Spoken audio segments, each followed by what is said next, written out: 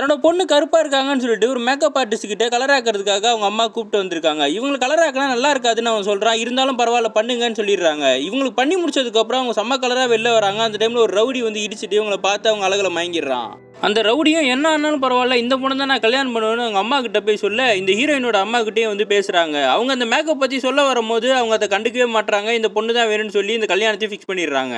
இந்த கல்யாணம் நடந்து முடியுன்றதுக்காக அந்த மேக்கப் ஆர்டிஸ்டும் கூடயே இருக்கான். கல்யாணத்தப்ப அந்த ரவுடி அந்த பொண்ணோட கண்ணத்தை கிள்ள போது மேக்கப் எல்லாம் கையோட வந்துருது. பக்கத்துலேயே அந்த மேக்கப் ஆர்டிஸ்ட் இருந்ததுனால டக்குன்னு அதை கவர் அப் பண்ணிடுறான்.